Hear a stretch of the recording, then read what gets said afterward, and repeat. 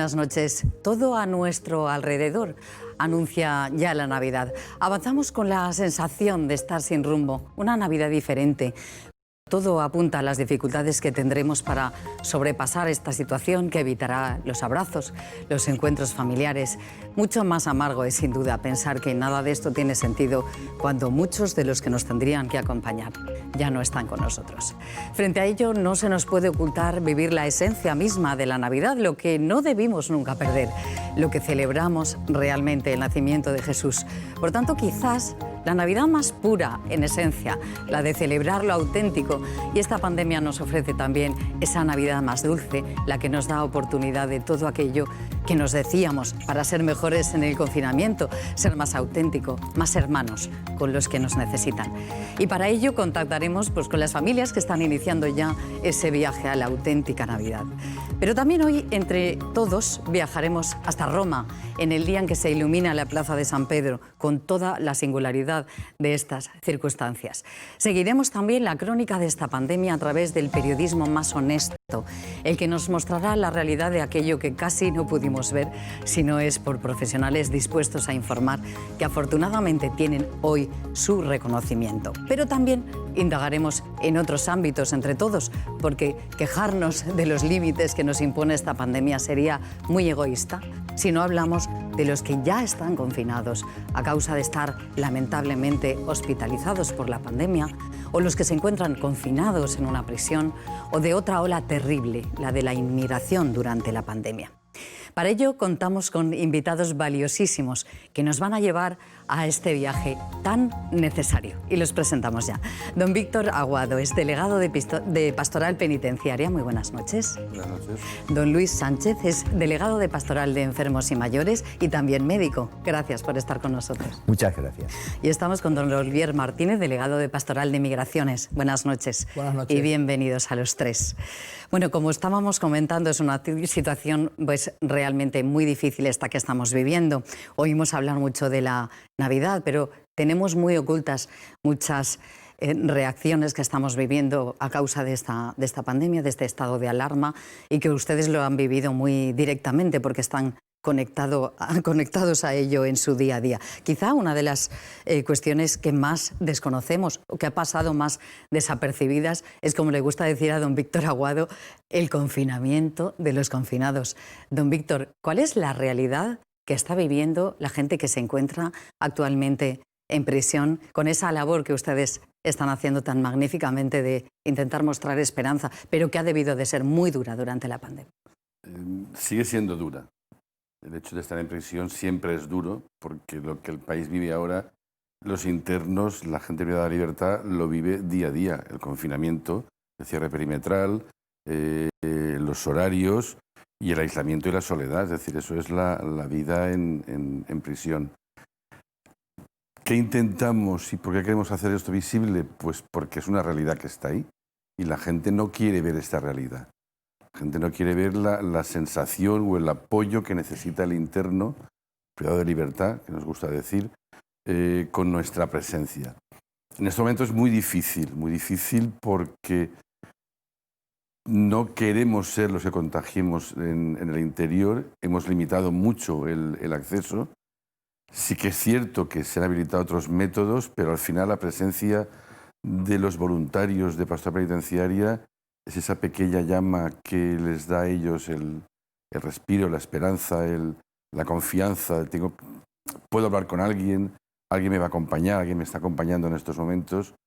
Y eso resulta muy difícil para ellos y para todo el equipo de voluntarios de Pastoral Penitenciaria, que no sabemos qué inventar.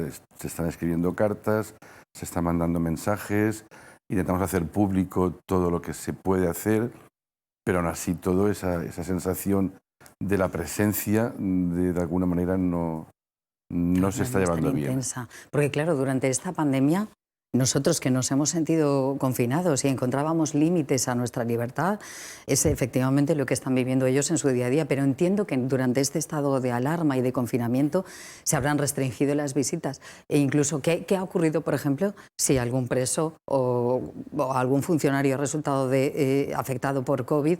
Ese preso ha tenido que aislarse, imagino, aún más dentro de esas instalaciones. De hecho, hay un protocolo muy duro en cuanto a lo que es el confinamiento. De hecho, se permiten los vis a vis a través de cristal, que es la comunicación ordinaria, pero el vis a vis de comunicación personal, poderte acercar al interno, con las familias no lo tienen, es decir, desde hace tiempo, y se prevé que va para largo. Cualquier interno, cualquier preso privado de libertad que entre de nuevo a prisión, se le confina 15 días. Y si se da algún síntoma dentro de lo que son los módulos del interior de un posible caso, se le confina dentro de prisión en un módulo específico que se ha habilitado para ello, donde permanece los 15 días de protocolo, simplemente con una salida de media hora, una hora, no sé exactamente el tiempo que les permite estar en el patio y hacer las compras de economato, llamada telefónica, pero vamos, una hora al día. El resto son 23 horas encerrados en su propia habitación, dentro de un módulo específico, sin tener contacto con nadie, es decir, nada. Con ni familia, bueno, familia a través del teléfono, pero visualmente no ves a nadie.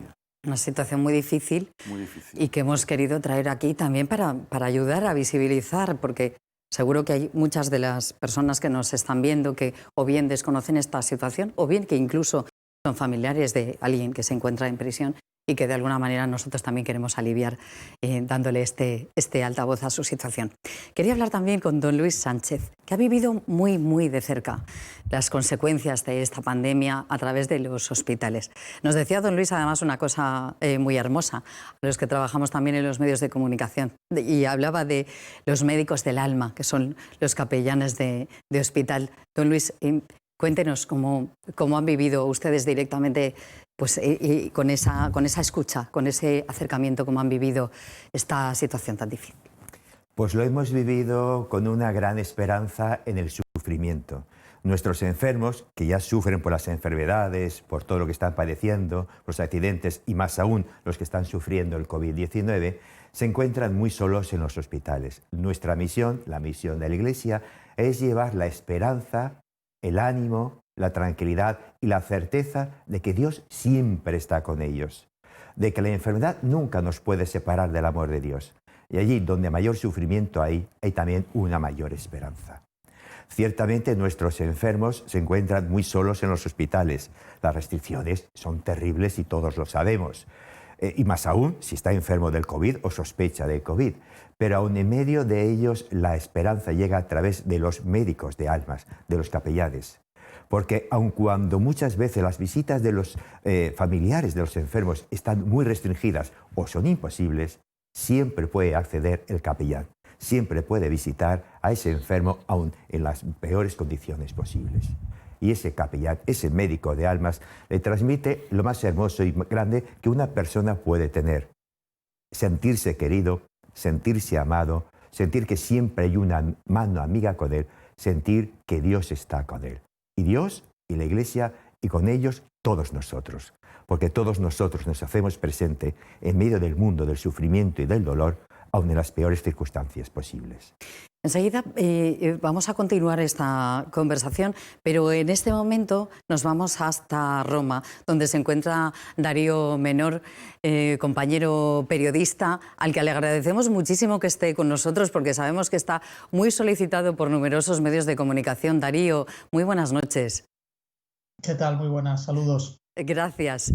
Hoy precisamente en un día especial, como es también la iluminación de la Plaza San Pedro, pero Darío, yo quería recordar, ahora que estamos hablando un poco de la cruz, de lo que significan estas Navidades, ¿cómo viviste tú aquella Plaza de San Pedro, donde solamente veíamos al Santo Padre. En aquel 27 de marzo era una estampa muy difícil. Y yo quería que nos trasladaras un poco desde Roma y desde lo que tú sigues como enviado especial también en el Vaticano, cómo se están viviendo estas fechas desde ahí. Pues si quieres, primero el recuerdo de aquella ceremonia que hizo el Papa.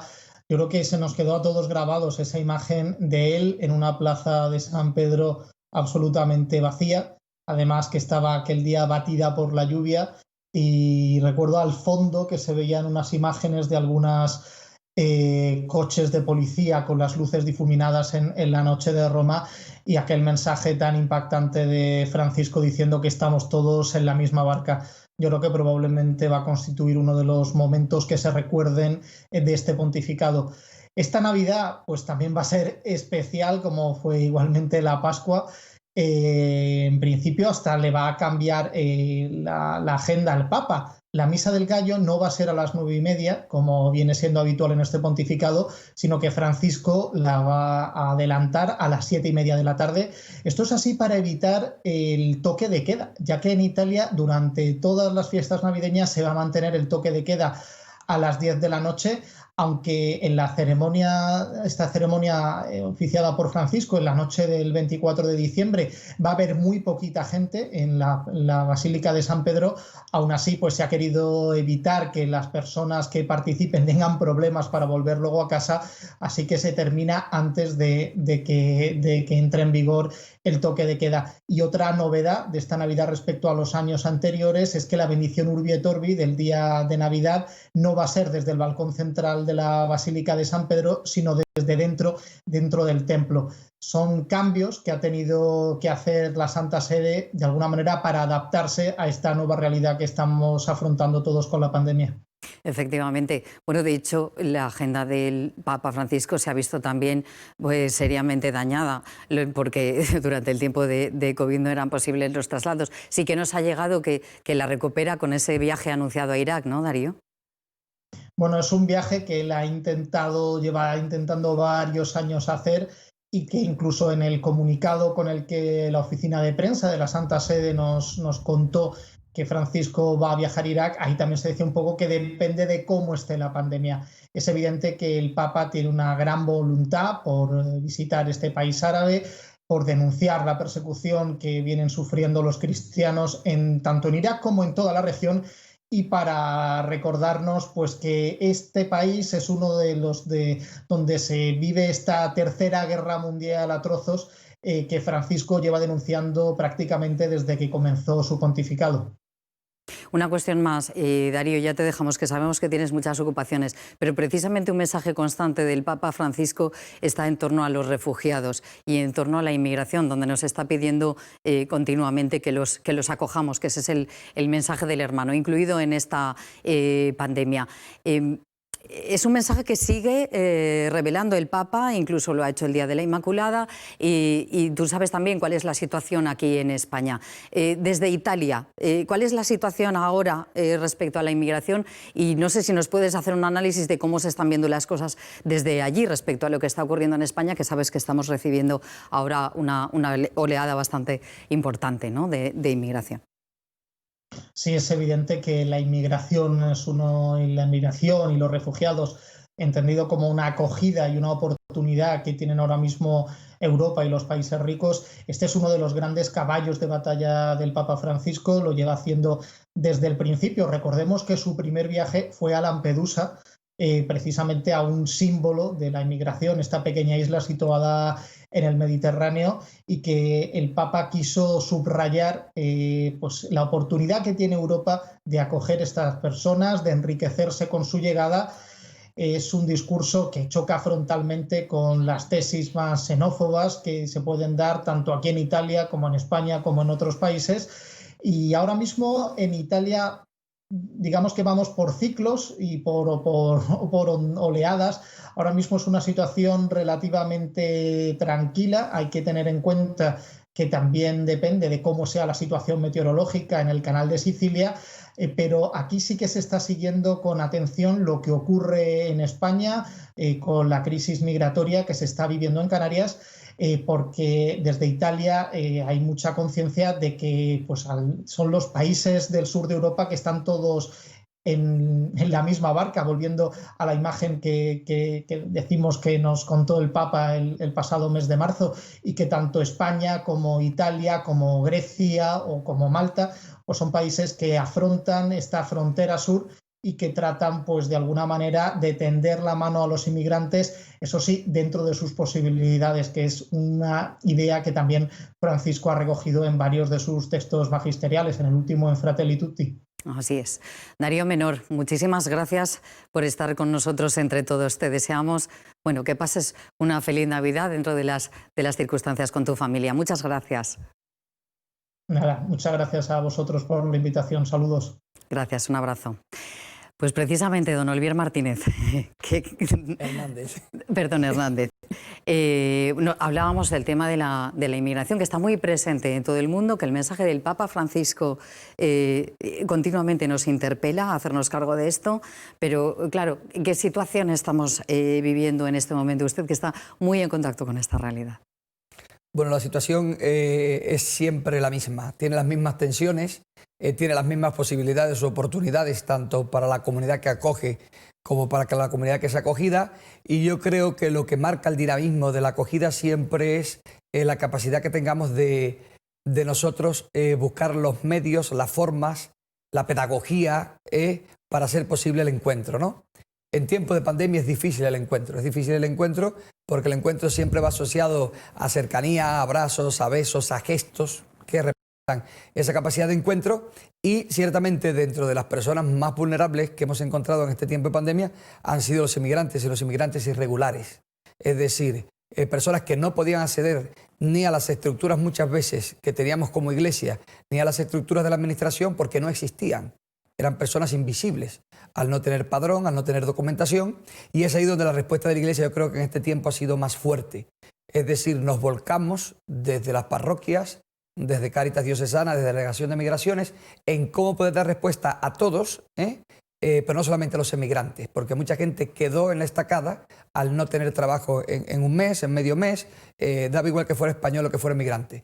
Tuvimos grandes solicitudes de asesoramiento jurídico, de asesoramiento psicológico, de alimentos o productos de primera necesidad para afrontar pagos de luz o de alquileres, y yo creo que la respuesta fue una respuesta bastante intensa por muchos sacerdotes y religiosas. Yo creo que la pandemia ha traído cosas buenas. En mi experiencia personal, muchos más momentos comunitarios de oración. Es decir, en muchas parroquias se han abierto exposiciones al Santísimos, encuentros de reflexión, de oración, tiempos en los que los templos estaban cerrados antes, ahora están abiertos, como a la espera de que haya gente que toque a la puerta para pedir, que es el proyecto que hemos puesto en camino, ¿no? Es por lo que le quería preguntar, porque usted tiene ese proyecto, Tocan a mi puerta. Cuéntenos un poco qué es lo que hacen ahí. Pues simplemente hay quien toca la puerta para pedir y hay quien toca la puerta para ofrecer. Y entonces eso nació en este tiempo de pandemia de gente que tocaba las puertas de las parroquias cerradas, y normalmente pues están cerradas en muchos momentos del día cuando tenían que estar más abiertas. Y claro, era algo raro ver que alguien tocara en las puertas de la parroquia. ¿Para qué? Es decir, para pedir ayuda. No hay ayuda, Cáritas está cerrada, no tenemos ningún dispositivo, y ante la insistencia de tanta gente tocando vino la respuesta. ¿Quién toca y para qué toca nuestra puerta? Y entonces venían todas esas necesidades juntas. Y entonces decidimos crear este proyecto diocesano desde la parroquia San Miguel, pero un proyecto diocesano donde escucháramos a todo el que tocaba para pedir. Y asimismo empezamos nosotros a invitar a otros a que tocaran a esta puerta para ofrecer, desde lo más simple hasta cosas mucho más complicadas. Y yo creo que el encuentro y la cercanía pues se dio a través de los medios de comunicación, a través de las redes, de los WhatsApp, de los grupos parroquiales o grupos diocesanos, donde podíamos compartir todas esas necesidades de las personas que tocaban a nuestra puerta, y al mismo tiempo podemos compartir la generosidad de tanta gente que hizo posible que tantos españoles y tantos extranjeros no se sintieran solos y cubrieran las necesidades básicas, aunque las sigan cubriendo en este momento. Bueno, ustedes tienen que saber que precisamente Olivier Hernández tuvo un papel fundamental en la crisis del Aquarius, donde gracias a su delegación, a su propia persona que estuvo trabajando día y noche y junto con Cáritas y bajo pues las directrices que había dado también el arzobispo de Valencia, el cardenal Cañizares, hicieron un trabajo maravilloso y de aquella labor que se hizo, pues afortunadamente los pocos que pudieron continuar en Valencia fueron gracias a la labor que hizo el padre Olivier y se lo queremos agradecer también aquí públicamente. Nos habíamos quedado hablando también con don Luis Sánchez, porque a mí me gustaría, vosotros que estáis muy en línea de lo que está pasando en la calle, sí que me gustaría que me diera, don Luis, algún testimonio de cómo han vivido ustedes ese tiempo, porque les hemos visto con imágenes, incluso con los trajes EPI, para poder entrar en los hospitales. Esos capellanes que se iban acercando a la gente, pero me gustaría que nos contara alguna historia real de las que ustedes han vivido. Historias hay muchas y sí, además muy hermosas. Ciertamente nuestros capellanes entran con EPIs en las zonas de alta posibilidad de contagio. Y en esas mismas zonas incluso han habido bodas. Hemos casado. ¿Ah, sí? Sí, sí. Han habido varias bodas de personas que estaban ya muriéndose en las últimas, en pleno contagio, en pleno confinamiento. Sí, y se les ha casado canónicamente. Y ha sido una cosa hermosísima cuando los propios testigos eran el personal sanitario que acompañaba en sus últimos momentos al enfermo.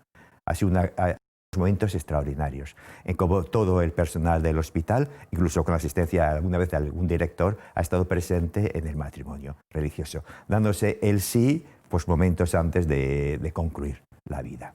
En los peores momentos de la epidemia lo hemos vivido. Y también en algunos momentos, como algún capellán nuestro pues ha acompañado en sus últimos momentos a algún padre de familia, un caso que salió en los medios de comunicación hace unos meses, y mientras que el hijo estaba en otro hospital y se transmitió el testimonio al hijo. Y como el hijo pudo revivir a través de una grabación y de unas fotografías los últimos momentos de su padre. El padre y el hijo, enfermos los de COVID, cada uno en un hospital, viviendo en forma muy diferente. Y la unión a través de los medios de comunicación, a través de las imágenes, pudo crear pues, la unión y el amor entre esas dos personas que tanto se amaban, tanto se querían. En medio del sufrimiento siempre está el amor, porque el amor es más fuerte que todo sufrimiento y que toda enfermedad. Nuestros capellanes han luchado a brazo partido para abrirse paso y ciertamente, aun en los peores momentos, han sabido llevar esa fe, ese consuelo que tanto necesitan nuestros enfermos. Nuestros enfermos, nuestros familiares y también nuestros profesionales, porque también han tenido una labor muy importante en consolar, animar y dar fuerzas a tantos médicos, tantas enfermeras que en los peores momentos están a punto de sucumbir ante el dolor inmenso de los enfermos que tenían delante y que prácticamente podían hacer muy poco. Verse imposibilitados, porque técnicamente hacían todo lo posible, pero no llegaban ni a los enfermos, ni a solicitar y a solventar sus gravísimos problemas, produjo un enorme daño psíquico y moral en las personas, en los profesionales. Los capellanes los han estado apoyando en todo momento, rezando con ellos, animándoles, llevándoles y transmitiendo ese consuelo de Dios. San Pablo nos dice en una de sus lecturas que Dios nos consuela en nuestros sufrimientos hasta el punto de poder nosotros consolar a cualquiera en cualquier sufrimiento. Eso es lo que han hecho nuestros capellanes con tantos enfermos, tantos familiares rotos y tantos profesionales sanitarios. Pues como profesionales más, como todos esos profesionales sanitarios que han demostrado tanto amor, que hayan estado también pues, tomando esas manos en el último minuto y de alguna manera compaginando esa labor con ustedes. Don Víctor, me imagino que también habrá pues, muchas historias de relación dentro de las instituciones penitenciarias, pero como usted decía, también se vive ese amargo dolor de no poder tener una relación normal. Lo comentabas al principio, es decir, el confinado es en el confinamiento, por lo tanto la distancia física existe. El no poder entrar supone un problema para el interno y para nosotros, es decir, la sensación de poder escuchar, de llevarle la comunión al interno, la presencia de Dios en ese espacio es muy difícil. Estuvimos en la plena pandemia, en pleno apogeo, sin entrar desde el mes de marzo hasta que se levantó la desescalada, creo que fue a principios de junio. Qué duro, ¿no? Muy duro. Por ellos y por nosotros, porque lo vivimos. Y para nosotros es necesario entrar. A partir de ahí sí que se habilitaron, y además fue agradable, instituciones permitió las teleconferencias a través de WhatsApp y bueno, pues tenías un espacio cada 15 días con ciertos internos que podías hablar. No sabías de qué hablar, pero simplemente era hablar y veros, ¿no? Porque ellos se preocupan, quizá más ellos por nosotros que nosotros por ellos. ¿Por qué? Pues porque, porque somos el alma, el espíritu, te quieren. El acompañamiento es largo. Llevamos trabajando con gente dentro de prisión, acompañando gente 6, 7, 8 años, 9 años, 14 años, que son ya tu familia. Es decir, yo, al final, mis amigos se ríen porque yo hablo de mis amigos de prisión. Claro. Y no entienden por qué esa relación, ¿no? Duro no, ha sido muy, muy cruel esa sensación, pero luego tenía la satisfacción en el momento que tenía la llamada telefónica de verle la cara, de poder hablar, de cómo estás, qué sientes, cómo os encontráis, qué me cuentas del resto de gente. Claro, ten en cuenta que hay 1.800 internos en Picassent, pasar todo eso es imposible, ¿no? Claro, luego cuando pudimos entrar, la verdad es que aquello ya fue la eclosión, ¿no? Es decir, no te puedes abrazar, no te puedes acercar, pero te ven por los pasillos, te mueves, vuelven a notar esa presencia, ese alma, esa sensación de no estar solo, ¿no? Y es lo que intentamos en toda la pandemia. Estamos confinados, es decir, ellos están confinados y nosotros también en ese aspecto de poder llegar. A través de la diócesis, de parroquias, se les están enviando cartas, tarjetas de Navidad, haciendo recolecta de que les pueda llegar algún documento para que no se sientan solos. Vamos a estructurar una entrada ahora fuerte en lo que es el periodo de Navidad, muy, muy controlada, los capellanes y algunos voluntarios, para poder hacer la celebración eucarística del nacimiento de Jesús en prisión. Duro. Muy, muy duro. No, por ellos y sobre todo por nosotros, porque al final te has quedado siempre, pues te quedas con la oración diaria de rezar por ellos, de que todo vaya bien, de la desesperación de no poder hacer nada. Pero ahora tenemos que ser muy responsables. Tenemos que ser todos muy responsables. Estamos hablando entre todos de la cara y de la cruz, de este camino que nos prepara, finalizando el Adviento para la Navidad. Esa parte dulce, decíamos, que nos tiene que convertir en mejores personas, tanto que nos prometíamos. En el confinamiento nos va a cambiar, vamos a ser mejores. Ahora tenemos la oportunidad de demostrarlo. Y una oportunidad para demostrarlo es ser responsables, porque como lo estamos viviendo a través de la labor de la Iglesia, estamos conociendo muchas realidades que nos tienen que acercar precisamente a eso, a vivir un poco más dentro de nosotros y un poco más con el hermano. Vamos a hacer una pequeña pausa y enseguida continuamos hablando de estos y de otros temas entre todos.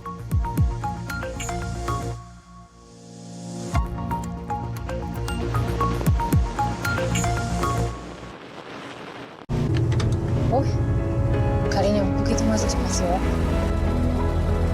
¿Cómo está? ¿Y esto? Para el bebé.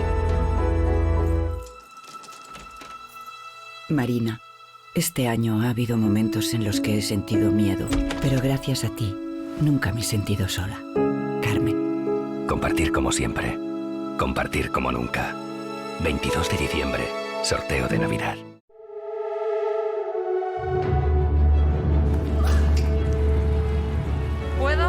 Porque pienso que puedo. Os damos toda nuestra energía para que sigáis haciendo historia. Iberdrola, líder mundial en energías renovables e impulsor de la igualdad a través del deporte.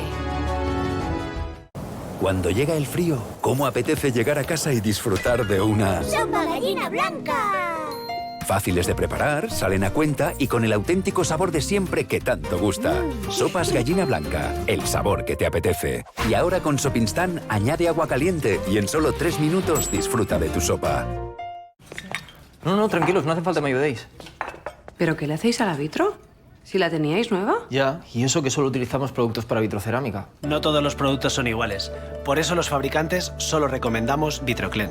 Recubre tu vitro con una silicona antirrayadas que protege 4 veces más manteniéndola como nueva. Si no pone Vitroclen, no es Vitroclen. Silk Ban es 10 veces más efectivo contra la humedad. En las juntas de la ducha se queda esa mancha negra y rasco y rasco. Y es que no se va. Pues yo, con el Silk Ban negro, no me mato rascando. Le doy así y limpísimo. Silk Ban y la suciedad se va en un ban. Menuda diferencia. ¿Pero qué pasa? Que dan las cosas gratis y vais ahí todos como locos. Sí que no tenéis ni idea, ¿eh? Ni idea.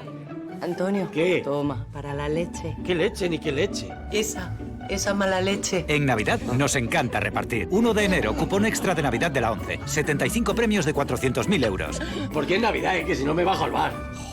Ayudar a tu iglesia es muy fácil y seguro en el portal donoamiglesia.es. Puedes hacer un donativo llamando al 91 050 3406 o a través de internet. Además, gran parte de tu donativo se puede desgravar. Por ejemplo, si haces un donativo a tu parroquia de 25 euros al mes, al final del año habrás donado un total de 300 euros. Tus primeros 150 euros donados al año tienen una desgravación fiscal del 80%. Y a partir de 150 tus donativos desgravan al 35%. Esto quiere decir que de los primeros 150 euros, Hacienda te devolverá 120 euros. Y de los siguientes 150 euros, Hacienda te devuelve 52,50 euros. Así que en nuestro ejemplo puedes desgravar de tus impuestos hasta 172,50 euros. Si cogemos tu donativo de 300 euros al año y le restamos la desgravación, al final nos hemos gastado solo 127,50 euros.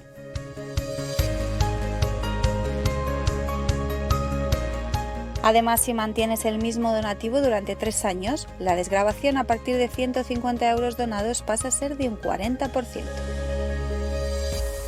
En el caso de un donativo recurrente con una cantidad de 300 euros al año, nos desgravaríamos hasta 180 euros, por lo que al final nuestro gasto sería solo de 120 euros. Donar es más fácil que nunca. Recuerda, te desgravas el 80% de los primeros 150 euros o menos.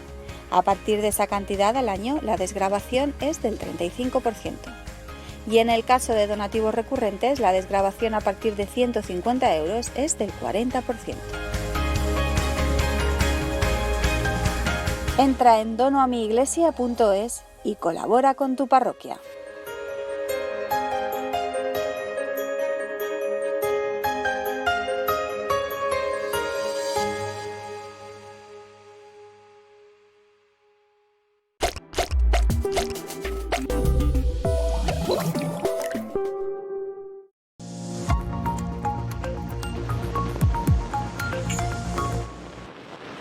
Seguimos hablando entre todos de esta actualidad que nos lleva a la Navidad, pero una Navidad un tanto diferente precisamente por la pandemia que nos asola. Y buscamos la actualidad también. Vamos a hablar con un periodista importantísimo. Se trata de Fernando Lázaro, periodista de El Mundo, que tiene muchísimos reconocimientos en su larga trayectoria profesional, pero que acaba de recibir hace escasos días el Premio Bravo de la Conferencia Episcopal Española. Fernando Lázaro, muy buenas noches. ¿Qué tal? Buenas noches. Y muchísimas gracias por estar con nosotros. Ni siquiera se ha concedido todavía el galardón y ya estás con nosotros, cosa que te agradecemos enormemente. Fernando, tu reconocimiento llega por una imagen que ha sido muy difícil de obtener. Lo digo por el mérito profesional que eso tiene y para que nos haya llegado también a todos los espectadores. Se trata de esa imagen del Palacio de Hielo, pues por desgracia, con tantas personas fallecidas. Debió de ser muy difícil lograr esa imagen, Fernando, pero sobre todo me gustaría que nos dijeras qué pasó por ti, qué pasó por esa retina, porque creo que no hace falta añadir muchas más palabras a esa imagen, en este caso, como trabajo periodístico. Pues oye, primero y principal, agradeceros a vosotros que me llaméis y me deis oportunidad de explicar un poco el trabajo periodístico que hay detrás de esa foto. Bueno, agradecerle a la Conferencia Episcopal la sensibilidad que ha tenido a la hora de otorgarnos al periódico El Mundo esta distinción. Y luego a nivel personal, en lo que me planteas, ¿no?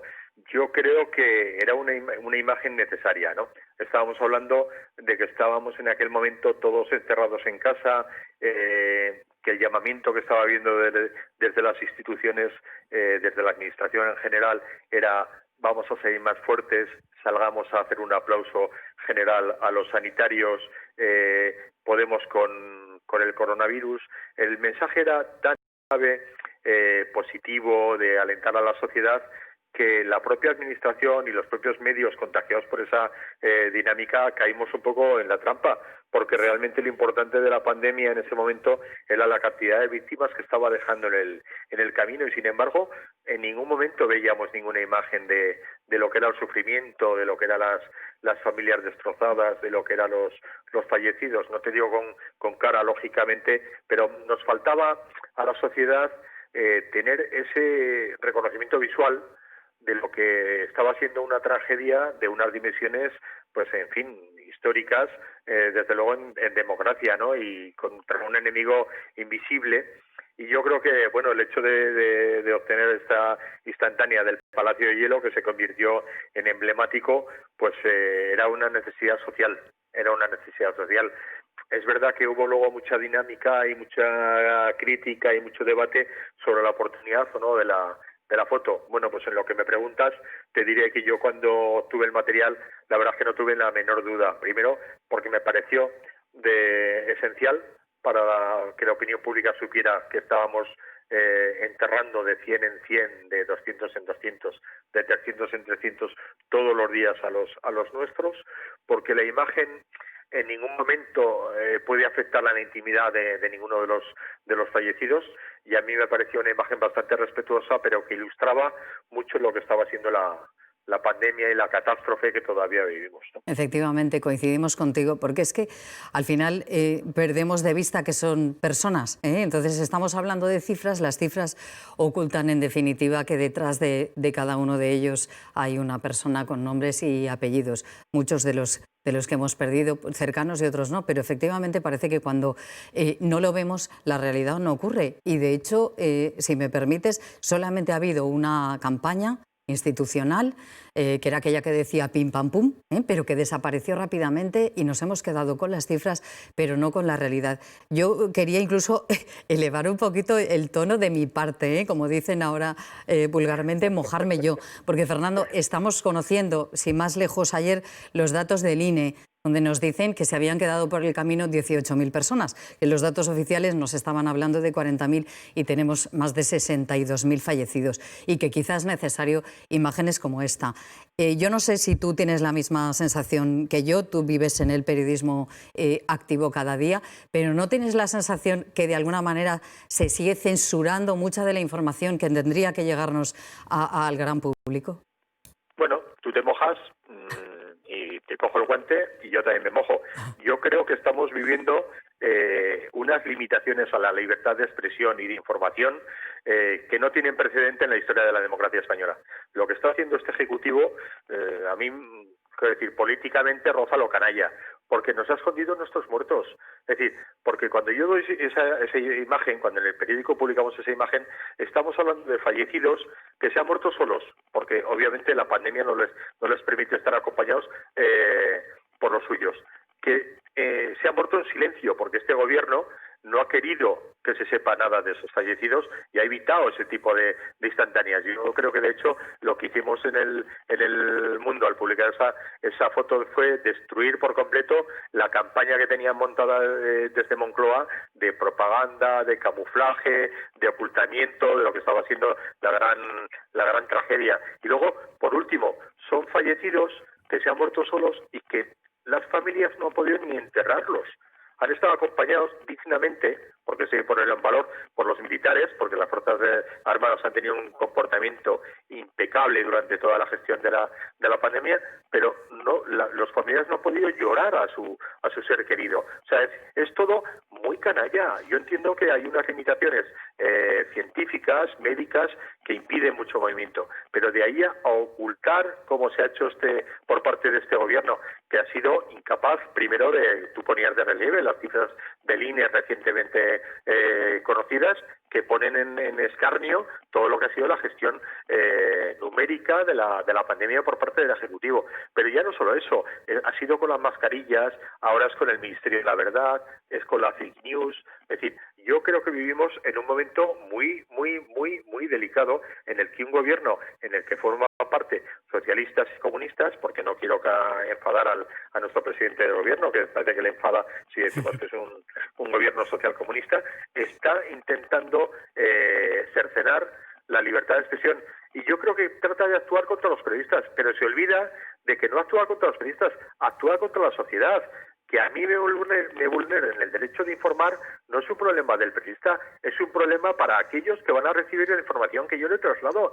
Y este gobierno de socialistas y comunistas, pues lo que quieren es el pensamiento único y una única manera de ver las cosas. Y claro, yo me resisto y me resistiré toda la vida a que en un escenario como el que estamos viviendo la verdad sea única y la verdad sean los aplausos a las 8 de la tarde. Que los sanitarios se lo merecen, naturalmente, pero eso no me puede calibrar, ocultar, esconder y cercenar la libertad de expresión para que la gente sepa que hemos enterrado a más de 60.000 compatriotas.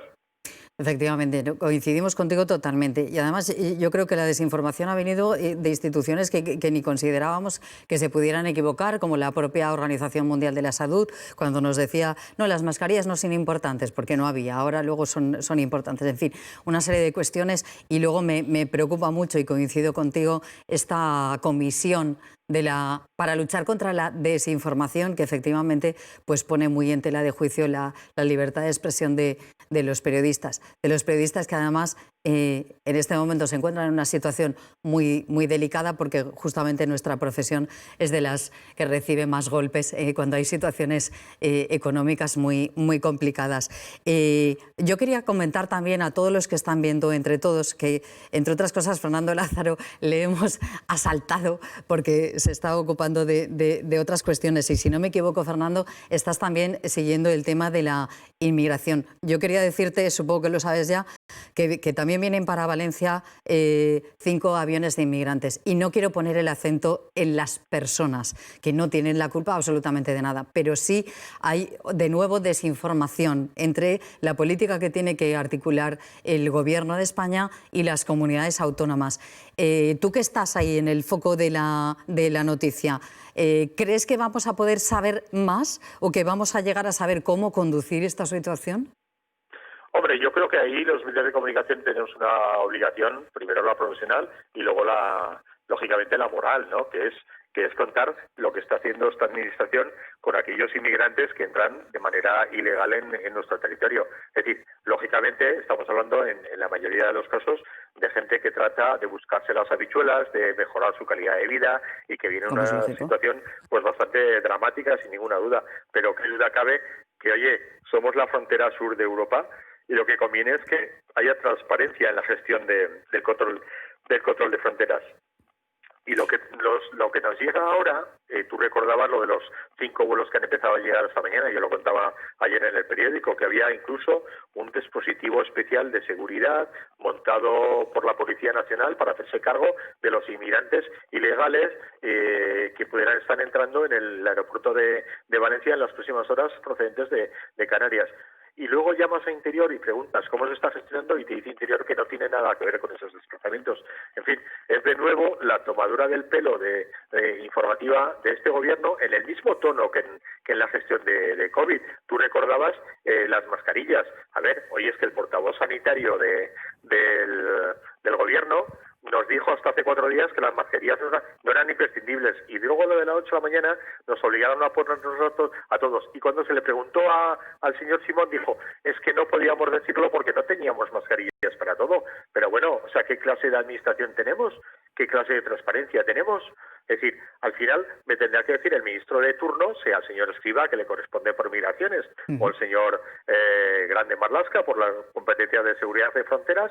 Es decir, señores, hemos trasladado a tantos inmigrantes a la península porque en Canarias estaban superadas las situaciones y los hemos repartido en Valencia, los hemos mandado a Málaga, a Granada. Bueno, pero dar una explicación. No, lo que está haciendo este gobierno, de nuevo, es utilizar los atajos y hacerlo todo de tapadillo y por la espalda. Pero claro, para eso estamos los periodistas. Para nuestra obligación es denunciar aquello que es incómodo para quien manda. Y lo que se está haciendo por un atajo lo tenemos que contar y denunciar que es un atajo. Y los atajos normalmente están vinculados con lo irregular o con lo ilegal.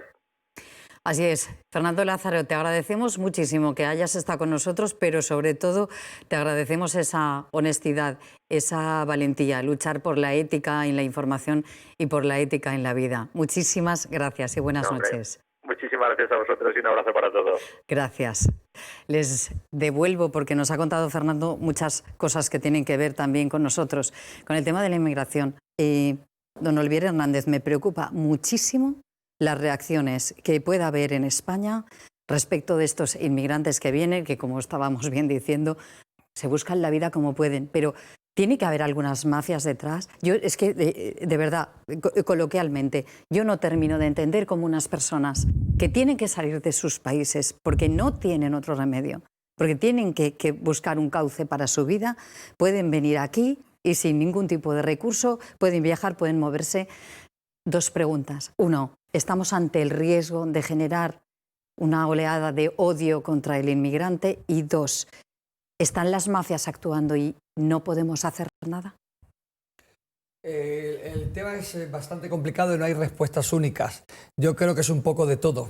Vemos desde las personas que obviamente salen huyendo de sus países por la condición económica, que es la más común y la más global, por la situación económica que tienen, de precariedad o de limitaciones, hasta las personas que son por su condición sexual, perseguidos por la raza, perseguidos por situaciones políticas. Recibimos a familias que han sido torturadas, que traen en su cuerpo las marcas y los estigmas del sufrimiento, que han vivido en régimen de semiesclavitud. Entonces no podemos en ningún momento dar una sola respuesta al fenómeno migratorio. Hay mafias detrás, hay intenciones de los gobiernos, hay intenciones económicas y hemos fracasado a nivel europeo, es decir, los adalides de la democracia y de la libertad. Hemos fracasado en el tema de la acogida, en el tema de la exigencia a los países de orígenes del control de estos movimientos migratorios. Hemos fracasado en la exigencia de la defensa de los derechos humanos. Hemos pactado con gobiernos que obviamente no respetan los derechos y hemos creado en el balcón de Europa, que es Jordania, que es Turquía, hemos creado grandes campamentos para retener a los emigrantes para que no lleguen a Europa, pero no hemos garantizado sus libertades ni hemos hecho nada porque tengan el derecho a permanecer en sus países o a regresar a sus países. Pensamos que la movilidad humana o la migración es un fenómeno que solo es el salto de un país a otro. No, se da movilidad humana y se da migraciones dentro de un mismo país, pero no en países que están en guerra o situaciones de conflicto. También se da en España. Muchas familias emigran de los pueblos a las ciudades o de un barrio a otro por la situación de precariedad o de vulnerabilidad, pero todo esto se esconde. Parece que los únicos que nos ocasionan problemas o que nos obligan a compartir nuestro estado de bienestar son los que vienen de fuera. No, la situación durante muchísimos años en Europa y en España, en los últimos ya casi, vamos a decir, casi 12 años, es una situación de clara vulneración de derechos y de libertades y de calidad del nivel de dignidad de vida que tiene que tener cualquier persona, no el inmigrante, españoles también. Claro. Cuando atendemos a las personas que atendemos en nuestras cáritas parroquiales, en nuestros centros sociales que tenemos en la iglesia, no atendemos solo a los inmigrantes, atendemos a muchas familias españolas y cada vez más crecientes que viven en este sistema de democracia del primer mundo y están en estado de pobreza y de marginalidad y cada vez son más. Entonces sí, hay que huir de esas visiones únicas del tema migratorio, hay que huir de las definiciones políticas que buscan de alguna manera crear confrontación o de alguna manera justificar que el malestar o el fracaso profesional de muchos españoles o la calidad de vida que ha ido menguando de muchos de nuestros hijos o la huida de muchos de nuestros hijos a otros lugares tiene que ver con el tema migratorio. No.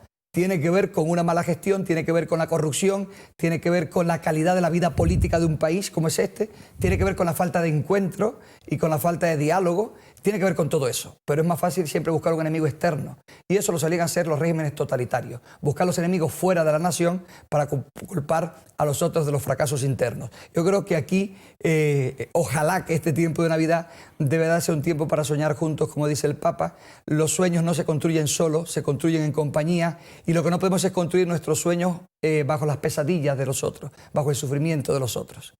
Sí estamos en la misma barca, como dice el Papa, hemos tenido la experiencia estos últimos años de cada vez estar más conectados, pero haber perdido el sabor de la fraternidad. Es decir, todo hombre es mi hermano, da igual su condición, su raza, su origen, el lugar de donde vengan.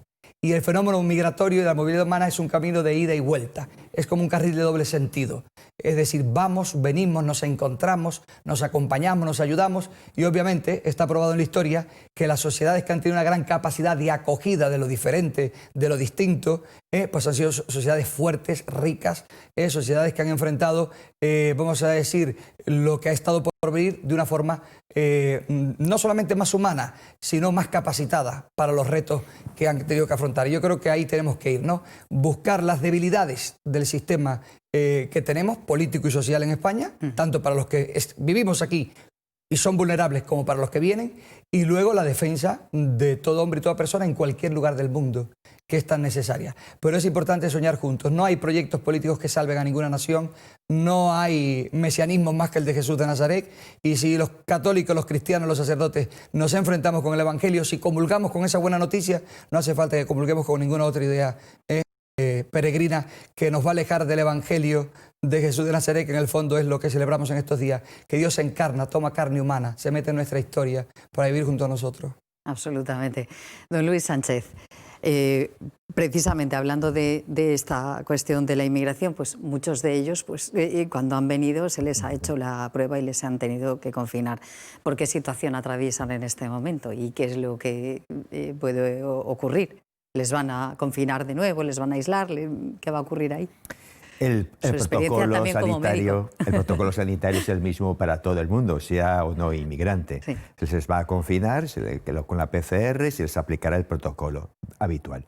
La gran ventaja para ellos, dentro de comillas, es que son jóvenes. En su inmensa mayoría son jóvenes y, por lo tanto, son personas que a priori tienen bajo riesgo letal del coronavirus. Otra cosa es las personas mayores, como es la gran parte de la población valenciana. Mientras que los inmigrantes, al ser jóvenes, tienen muchos recursos y reservas frente al coronavirus, y aunque pase la infección, la enfermedad suele ser leve. En cambio, las personas mayores que tenemos en Valencia, y no olvidemos a nuestros ancianos en residencias de ancianos, que están confinados desde el mes de marzo. Están literalmente en prisión desde el mes de marzo. Y no han salido prácticamente para nada y no pueden recibir visitas, y las restricciones sanitarias para con ellos siguen siendo muy severas. Don Luis, ¿cuál es la situación ahora? Porque efectivamente todos tenemos casos que se han producido pues, en nuestras familias o que conocemos en gente cercana, no les voy a llamar allegados, en gente cercana, en nuestros entornos. ¿Y cuál es la situación ahora mismo? Porque las cifras durante el mes de marzo hasta junio fueron absolutamente terribles. ¿Estamos ahora igual? ¿O porque estamos hablando de la Navidad nos estamos olvidando de que las cifras siguen ahí y que las personas, nuestros queridos mayores, están ahí y nos hemos olvidado? Pues posiblemente nos hemos olvidado de nuestros mayores residenciados. Salieron mucho en la primera ola, con todos los grandes escándalos que hubieron en muchas residencias, que más eran empresas para ganar dinero que centros residenciales de verdad, pero no nos olvidemos que siguen encerrados. Eso que ha dicho es muy importante. Claro que es importante. No nos olvidemos que siguen encerrados en las residencias de ancianos, que la única esperanza que tienen nuestros mayores es la vacuna. Hasta que no venga la vacuna, no se van a poder abrir las puertas de nuestras residencias, ni para los familiares. En muchas residencias, durante muchos meses, no han podido ver a sus familiares ni de lejos. Ni de lejos. La restricción era total.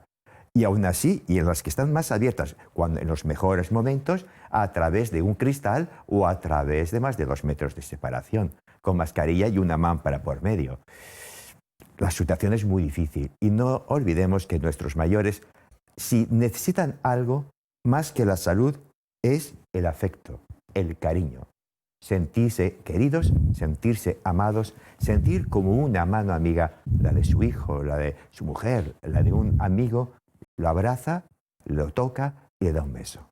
Eso para nuestros mayores es fundamental. Y desde marzo no lo tienen. Porque, don Luis, sin entrar en polémicas, que además a mí no me gusta nada, acerca de la vacuna, porque estoy oyendo tantos anuncios comerciales que no me atrevería en ningún caso a juzgar si la vacuna llega o no llega, porque depende de los intereses que estamos viendo. Como digo, yo nunca en la vida había visto tantas notas de prensa, tanta información acerca de una vacuna que ni siquiera ha pasado por la Agencia Europea del Medicamento o que ha pasado por algo tan simple como una publicación de alto impacto donde los investigadores puedan ver.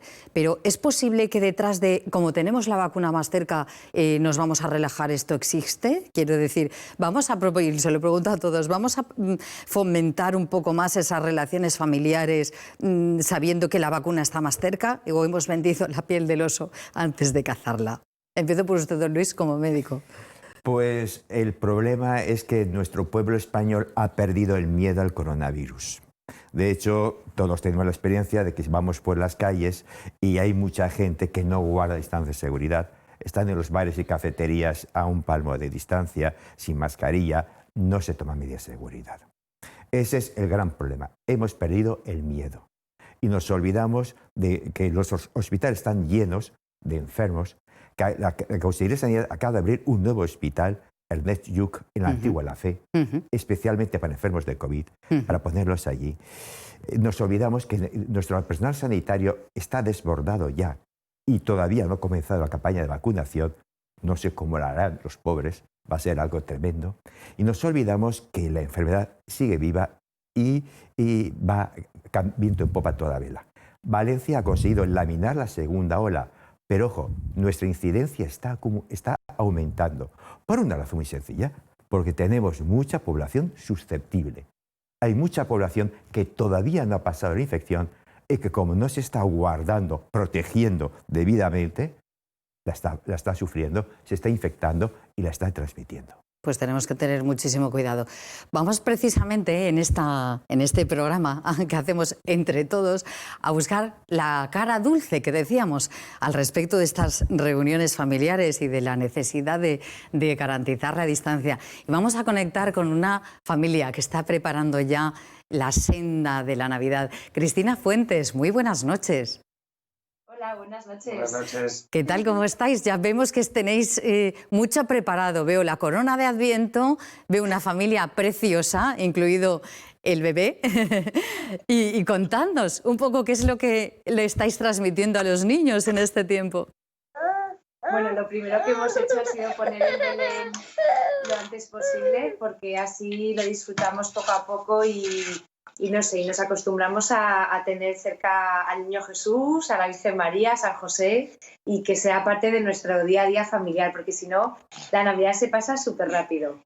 Y luego hacemos alguna cosita un poco diferente. Nosotros, por ejemplo, por las noches nos gusta rezar en familia, pero es verdad que ahora que estamos con el Adviento y preparándonos para la Navidad, pues hacemos cosas un poco diferentes. Que os va a explicar Fati. A ver, ven. ¡Uy, qué suerte! Cada noche en ese calendario tenemos un día, entonces repasamos el día el día de hoy y el de mañana para hacerlo. Oye, ¿y qué decís en ese día? ¿Qué apuntas? Por ejemplo, hoy es 11. Ayuda a tus amigos. Eso está muy bien. ¿Y qué más cosas habéis hecho a lo largo de este tiempo de Adviento? A ver. Hemos hecho una corona de Adviento y cada vela representa una semana y cada semana encendemos una o dos. Eso está muy bien. Para prepararnos que Jesús ha nacido. Ah, eso es lo que iba a preguntar, porque ¿qué es lo importante? ¿Qué es lo que va a pasar en los días que vienen? Que nace Jesús, ¿verdad? Sí. Cristina.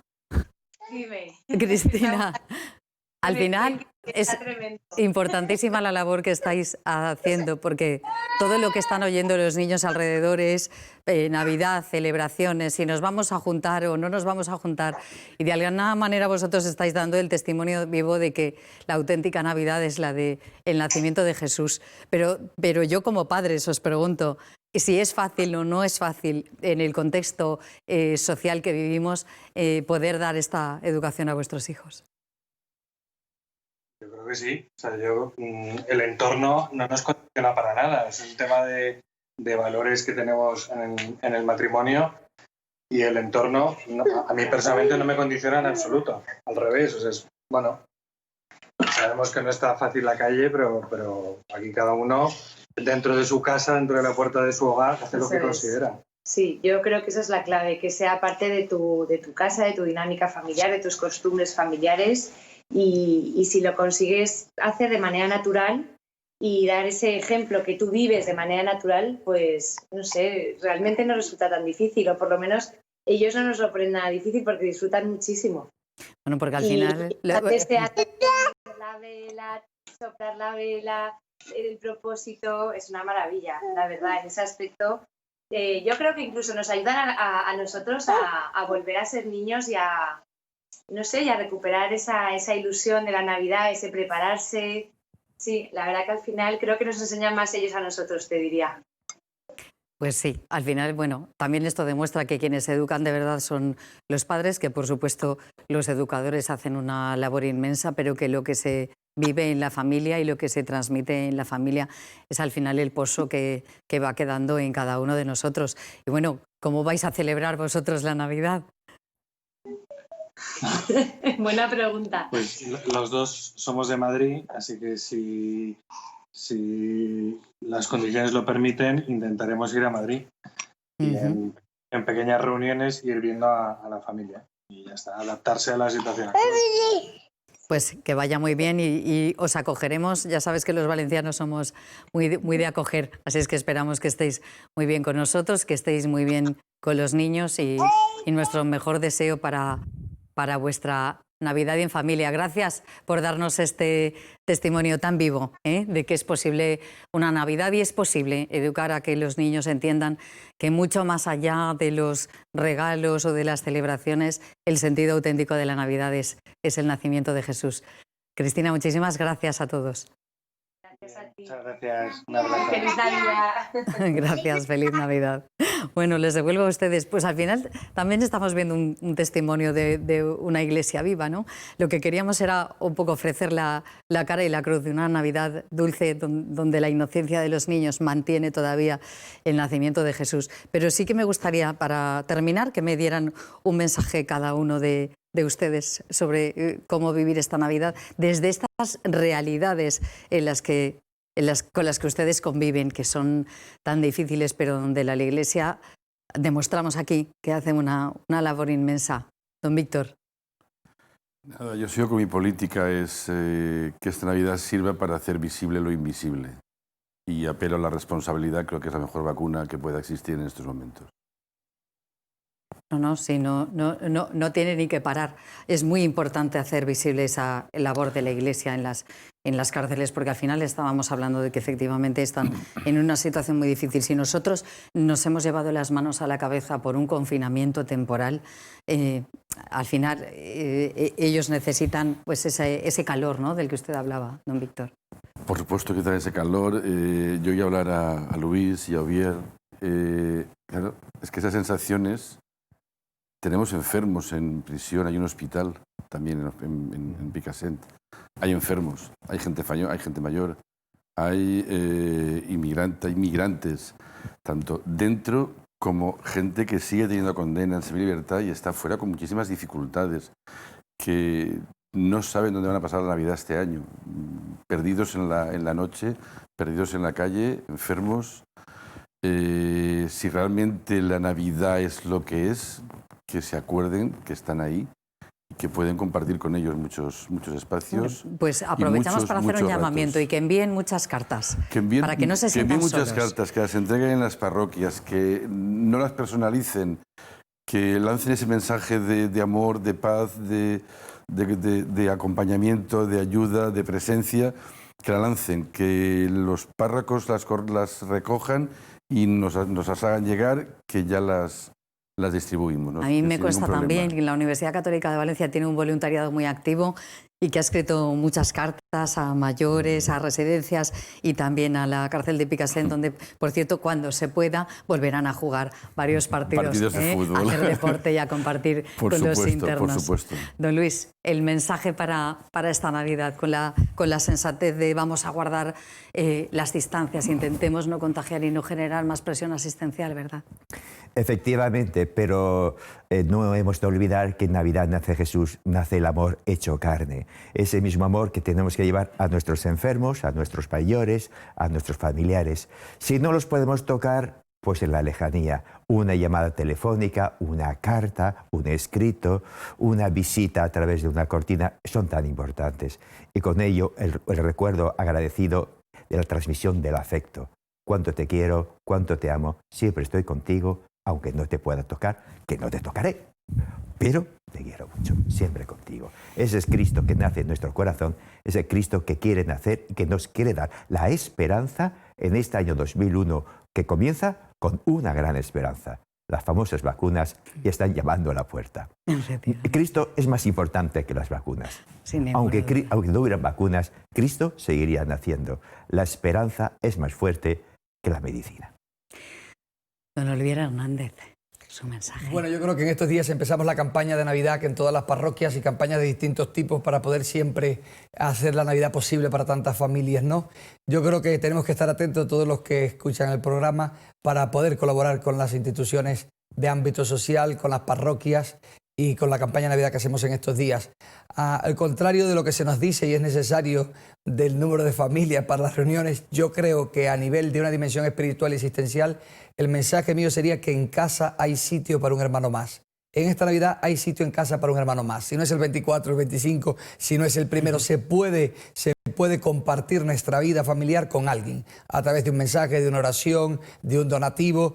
Se puede hacer de muchas maneras. Entonces no privemos nuestro espacio vital, hagamos de nuestras casas pesebre, portal, para que nazca Jesús, pero que nazca en la vida de tantas personas que necesitan ese nacimiento. Pues muchísimas gracias a los tres por este programa. Un programa entre todos, como han visto, un poco atípico, mucho más social, que nos encanta. Y lo que queremos es transmitirles exactamente eso, que es momento de acoger al hermano y es forma de hacerlo pues, de distintas maneras, como bien han explicado nuestros invitados. Pero también demostrarles que hay una iglesia activa, una iglesia social que está muy cerca de todos los vulnerables, de los que tienen dificultades, o bien de carácter económico o espiritual, los que necesitan esa mano amiga. Así es que, a pesar de que durante muchas ocasiones parece que se han cerrado los templos, se han abierto las puertas de las parroquias para ayudar a todas esas personas que lo necesitan. Así es que esperamos que hayan estado bien en este programa entre nosotros. Les decimos siempre que por favor se cuiden mucho y que pasen muy buen fin de semana. Hasta pronto.